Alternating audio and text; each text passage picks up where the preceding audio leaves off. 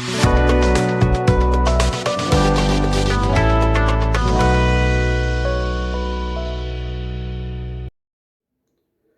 Friends, स्वागत करता हूं मैथ्स विद टीके के इस यूट्यूब चैनल पर। आज के इस वीडियो में हम हाइट एंड डिस्टेंस से रिलेटेड एक ऐसे क्वेश्चन को डिस्कस करने वाले हैं जो आईआईटी जेईई मेंस का भी अप्रैल सेशन में जो पेपर्स हुए थे उसमें पूछा गया है। ओके, बिल्कुल बेसिक क्वेश्चन है, नथिंग स्पेशल इन इट। अगर आप किसी भी गवर्नमेंट एग्जाम की प्रिपरेशन कर रहे हैं जिसमें हाइट एंड डिस्टेंस से रिलेटेड चैप्टर सिलेबस में है तो it will be very helpful for you. Okay, so before starting, please share and subscribe this channel so you will get notification whenever we deliver any video in our channel. चलिए देख लेते हैं क्या है question. Question में हमें given है from the top A of A vertical wall, एक वर्टिकल वॉल दे रखा है A B of height 30 metre, 30 metre की एक वर्टिकल वॉल गिवन है आपको। The angles of depression of the top P and bottom Q of A vertical tower P Q R. Angle of depression दे रखे हैं पी क्यू के लिए, किस पॉइंट से? ए पॉइंट से। इट मीन्स मैं ये कह सकता हूँ कि जो पी क्यू होगा, वर्टिकल टावर होगा, वो ए बी से क्या होगा? छोटा होगा, तभी ए से एंगल ऑफ डिप्रेशन बनेंगे पी और क्यू के लिए।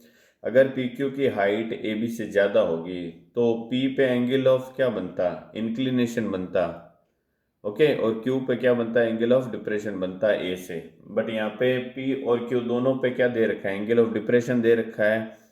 कितना डिग्री का? 15 डिग्री एंड 60 डिग्री रेस्पेक्टिवली।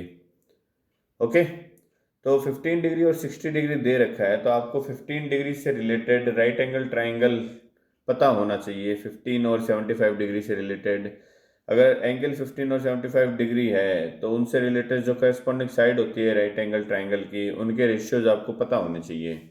अगर नहीं पता है तो फिर आपको निकालने पड़ेंगे पेपर में, ठीक है? उसमें दिक्कत हो जाएगी, टाइम वेस्ट होगा। तो बेसिकली हाइट एंड डिस्टेंस का जो चैप्टर है उसमें 3 ट्राइंगल है जो बार बार यूज होते हैं। 3 राइट एंगल ट्राइंगल के रेशियोज जो हैं, साइड्स के रेशियोज, या मैं कहूँ अगर एंगल दे रखे हैं तो एंगल से रिलेटेड उन पर्टिकुलर साइड्स के रेशियोज आपको पता होने चाहिए, ठीक है? अगर नहीं बताया तो चलिए एक बार फटाफट देख लेते हैं उनको कौन से होते हैं। जैसे सपोज पहला राइट एंगल ट्राइंगल में लेता हूँ 30 डिग्री 60 डिग्री का। ओके, अगर ये 30 डिग्री है, ये 90 डिग्री होगा और ये 60 डिग्री है, तो 30 60 का अगर राइट एंगल ट्राइंगल आपको गिवन है तो 30 के सामने हम ये मान के चलते हैं कि ये वाली साइड जो है उसका रेशियो 1 है, तो 60 डिग्री के सामने वाली साइड का रेशियो क्या होगा? हमेशा √3 होगा। अब 1 और √3 परपेंडिकुलर और बेस है, मीन्स लंब और आधार है, तो हाइपोटेन्यूज जो है वो क्या होगा? इसका कर्ण, ये 2 होगा हमेशा।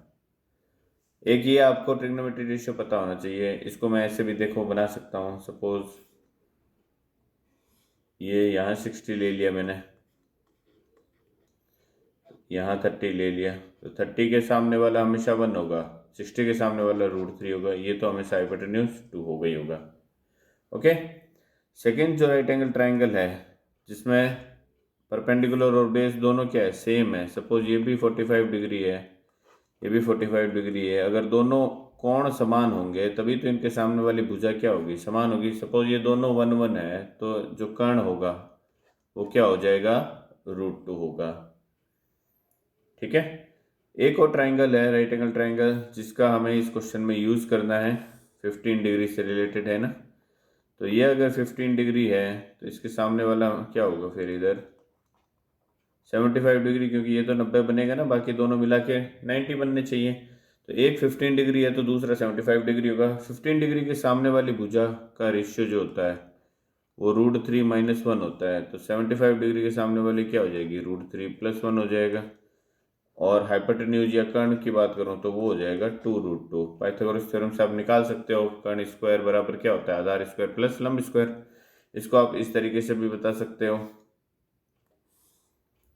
सपोज ये 75 डिग्री है, ये 15 डिग्री है, तो 15 के सामने हमेशा क्या होगा? √3 - 1 ही होगा, और 75 के सामने √3 + 1 होगा, तो ये तो हमेशा क्या रहेगी? कर्ण चेंज नहीं होगा, 2√2। ओके, मैं उम्मीद करता हूँ ये चीज़ें आपको पता है। अगर नहीं पता है तो अब आज से पता हो गई। इन चीज़ों को हाइट एंड डिस्टेंस में हमेशा यूज़ लिया जाता है, ठीक है। अगर आपको ये चीज़ें पता है तो क्वेश्चन करने में कोई दिक्कत नहीं होगी हाइट एंड डिस्टेंस से रिलेटेड, बिकॉज बेसिक यही है जो आप ट्रिग्नोमेट्री रेशियो लगाओगे, साइन कॉस टेन जो भी लगाना है आपको, वो इस राइट एंगल ट्राइंगल से रिलेटेड ही जनरली पूछे जाते हैं। चलिए अब देख लेते हैं हमारा एक्चुअल क्वेश्चन क्या है। एक्चुअल क्वेश्चन वही दे रखा है, from the top A of A vertical wall A B of height 30 metre. एक ए बी वॉल है जिसकी हाइट क्या है 30 मीटर है, तो हम वॉल बना लेते हैं। सबसे पहले ये एक मैंने वॉल बना ली ए बी,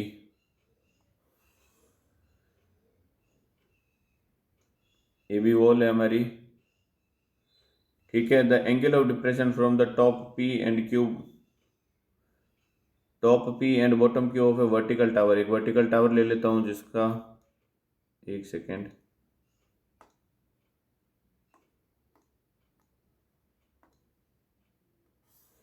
ये मैंने वर्टिकल टावर ले लिया ए बी, सॉरी ये ए बी है, और ये मैंने क्या ले लिया, पी क्यू ले लिया। अब ए से जो है वो पी और क्यू के एंगल ऑफ डिप्रेशन दे रखे हैं, तो ए से अगर पी का एंगल ऑफ डिप्रेशन बनाता हूं मैं तो ये कुछ ऐसा बनेगा, ये पी का बन गया। ऐसे ही मैं सपोज क्यू का बना लेता हूँ, ए से एंगल ऑफ डिप्रेशन बना लिया मैंने क्यू का। अब एक चीज़ बताइए मुझे, अगर ए से पी का एंगल ऑफ डिप्रेशन में देखूं तो ये एंगल ऑफ डिप्रेशन होगा यहाँ पे, ये अगर मैं हॉरिजॉन्टल लेके चलूं तो ये 15 डिग्री है, ओके। तो ए से अगर पी का एंगल ऑफ डिप्रेशन बन रहा है 15 डिग्री, तो पी से ए का एंगल ऑफ एलिवेशन नहीं बन जाएगा 15 डिग्री, ठीक है। अगर ए से पी का एंगल ऑफ डिप्रेशन 15 डिग्री है तो पी से ए का एंगल ऑफ इंक्लिनेशन बन जाएगा, ओके।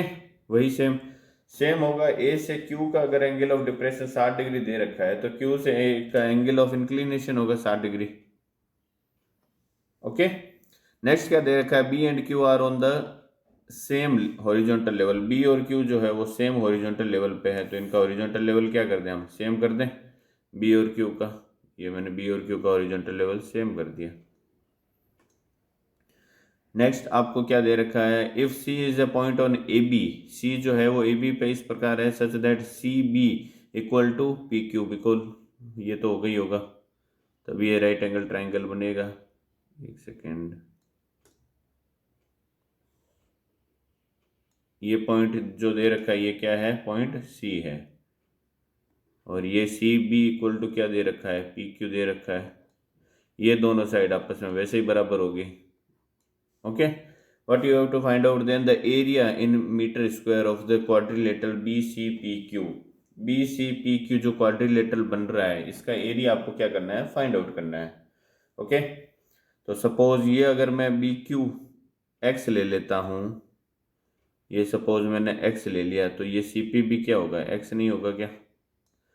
और अगर BC को मैं y ले लेता हूँ तो ये PQ भी क्या होगा, y होगा। रेक्टेंगल बन रहा है ये यहाँ पे, okay। what you have to find out, you have to find out just x into y, because rectangle का एरिया क्या होता है, लंबाई इंटू चौड़ाई, तो x इंटू वाई आपको फाइंड आउट करना है। चलिए कर लेते हैं। अब देखिए एक चीज़ यहाँ पे, अगर ये 15 डिग्री दे रखा है ए से एंगल ऑफ डिप्रेशन, तो ये P से A का एंगल ऑफ क्या हो जाएगा, इंक्लिनेशन हो जाएगा, ये 15 डिग्री बनेगा यहाँ पे। अगर A से Q का एंगल ऑफ डिप्रेशन 60 डिग्री दे रखा है, तो Q से A का एंगल ऑफ इंक्लिनेशन क्या हो जाएगा, 60 डिग्री, तो ये 60 डिग्री हो जाएगा, ठीक है। तो अगर मैं बात करता हूँ ट्राइंगल किसकी, ट्राइंगल ए बी क्यू की अगर मैं बात करूँ, तो ट्राइंगल ए बी क्यू में क्या हो रहा है, देखिए ये 60 डिग्री बन रहा है, ये यहाँ पे कितना बनेगा, फिर 30 बनेगा। और मैंने अभी आपको बताया है कि 30 के सामने वाला अगर 1 होता है तो 60 के सामने वाला क्या होता है, √3 होता है ना, ठीक है। ये पूरा हमें दे रखा है कितना है, 30 है, 30 मीटर गिवन है। तो अगर 30 डिग्री के सामने वाले को अगर मैं 1 यूनिट लेता हूँ सपोज, एक सेकेंड, 30 के सामने वाले को अगर मैं 1 यूनिट लेता हूँ तो 60 के सामने वाला ये पूरा ए बी जो है वो क्या हो जाएगा, √3 यूनिट हो जाएगा। ओके, और इस √3 की वैल्यू आपको दे रखी है कितनी, 30। तो मैं यहाँ से ये लिख सकता हूँ कि √3 जो है वो 30 मीटर के इक्वल है।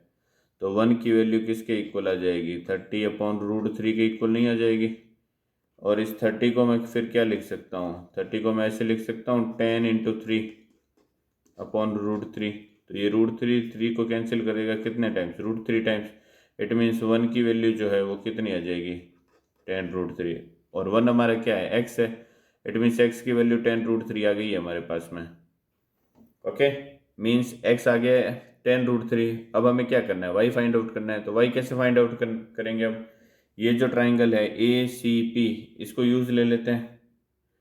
ओके, इस 30 को यहाँ से हटा दूं, सबको पता चल ही गया होगा कि ये 30 है। अब अगर मैं बात करूं ट्राइंगल ACP की, इसको लाइन खींच देता हूं ताकि आपको सेपरेट करने में दिक्कत ना हो। ट्राइंगल ACP की अगर मैं बात करता हूं, ठीक है, ये 15 डिग्री है। 15 के सामने वाला अगर √3 - 1 है, अगर ये यहाँ 15 बन रहा है तो फिर ये जो पूरा है ऊपर वाला ये कितना बनेगा, 75 बनेगा। ये जो एंगल है ये 75 बनेगा। तो 15 के सामने मैंने अभी आपको बताया √3 - 1 होता है। तो जो 75 है उसके सामने वाला क्या होगा, √3 + 1। और ये √3 + 1 तो क्या है हमारा, एक्स है। और इस एक्स की वैल्यू हम ऑलरेडी फाइंड आउट कर चुके हैं, जो किसके बराबर है, 10√3 के बराबर है। ठीक है, तो बस उसी को यूज लेना है। आपको पता है जो √3 + 1 है वो किसके बराबर आया है, 10√3 के। तो 1 की वैल्यू किसके बराबर आ जाएगी, 1 की वैल्यू आ जाएगी 10√3/√3 + 1। आपको किसकी वैल्यू निकालनी है, √3 - 1 की। √3 - 1 क्योंकि ये √3 - 1 AC के बराबर है। अगर आप AC की वैल्यू निकाल लेते हो तो BC अपने आप निकल जाएगा ना, BC वही है, वही आपको फाइंड आउट करना है। ओके, AB टोटल 30 दे रखा है, तो अगर आप AC निकाल लोगे तो 30 में से AC सब्ट्रैक्ट कर दोगे तो BC आ जाएगा, वही क्या हो जाएगा हमारा, वही हो जाएगा। ओके, तो AC हमारा क्या है, √3 - 1 है रेशियो की फॉर्म में। तो इसकी वैल्यू हम फाइंड आउट कर लेते हैं अब। तो इसकी वैल्यू क्या हो जाएगी, 1 की वैल्यू 10√3/√3 + 1 है, तो √3 - 1 की वैल्यू क्या हो जाएगी फिर, 10√3/√3 + 1 इंटू √3 - 1 हो जाएगा।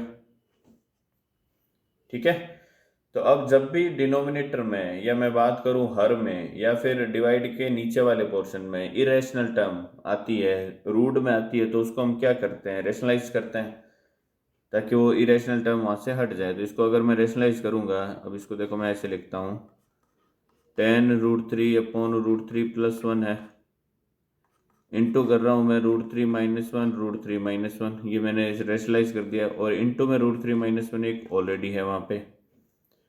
ठीक है, अब डिनोमिनेटर में देखो √3 + 1 और √3 - 1 बन रहा है। ये √3 + 1 और √3 - 1 a + b a - b मिलके क्या बनाएंगे, a² - b² मीन्स √3 का होल स्क्वायर 3। ये बनाएगा 3 - 1 मीन्स 2 बना लिया इसने, और 2 जो है इस 10 को कैंसिल कर देगा 5 टाइम्स। तो हमारे पास में √3 - 1 जो है इसकी वैल्यू क्या आ गई, 5 इंटू √3 इंटू में √3 - 1 का होल स्क्वायर। तो हमारा जो √3 - 1 है इसकी वैल्यू हमारे पास में क्या आ जाएगी, √3 - 1 की वैल्यू आ जाएगी हमारे पास में 5 इंटू √3 इंटू में आ रहा है, देखिए √3 - 1 का होल स्क्वायर। अब a - b का होल स्क्वायर फाइंड आउट करना है, इजीली फाइंड आउट हो जाएगा।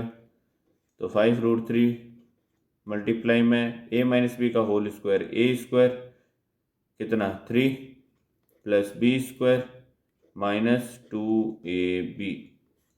तो ये आ गया हमारे पास में 5√3 इंटू 4 - 2√3।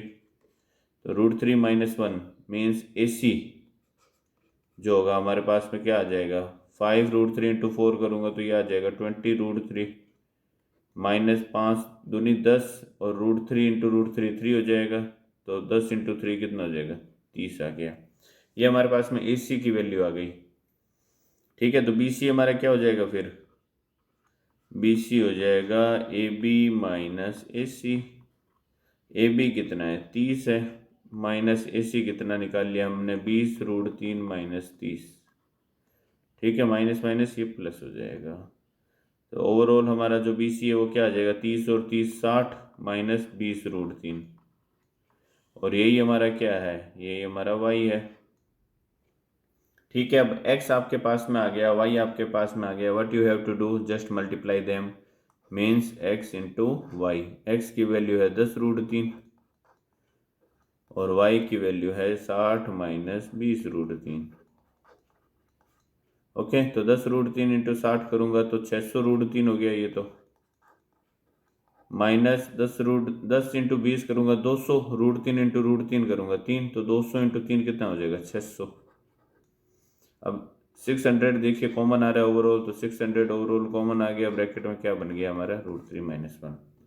तो ये हमारा जो है वो एरिया आ जाएगा बी सी पी क्यू का। ओके, ऑप्शन सेकंड हमारा इसका करेक्ट आंसर हो जाएगा। सो बढ़िया क्वेश्चन था। ठीक है, बेसिकली जो height and distance class 10th में चैप्टर है उस पर बेस्ड था ये क्वेश्चन, कुछ स्पेशल करना नहीं था, बस आपको 15 डिग्री से रिलेटेड जो राइट एंगल ट्राइंगल होता है उनके साइड्स का रेशियो अगर पता है तो उससे हो जाएगा। अगर आपको वो रेशियो नहीं पता है तो आप 10-15 डिग्री की वैल्यू भी फाइंड आउट कर सकते हैं। ठीक है, 15 डिग्री की वैल्यू कैसे फाइंड आउट करेंगे, 1045 माइनस 30 कर लीजिए, या 1060 माइनस 45 कर लीजिए, 10a माइनस बी का फॉर्मूला लग जाएगा यहाँ पे, 10a minus 10b upon 1 plus 10a 10b। Okay, so इस टाइप के क्वेश्चन आपके लिए हेल्पफुल रहेंगे अगर आप किसी भी गवर्नमेंट एग्जाम की प्रिपरेशन कर रहे हैं जिसमें हाइट एंड डिस्टेंस से रिलेटेड चैप्टर आ रहा है, तो ये क्वेश्चन आपके लिए बेनिफिशियल होगा। ठीक है, तो आज की इस वीडियो में बस इतना ही, मिलते हैं हमारे नेक्स्ट वीडियो में। Till then bye bye and take care.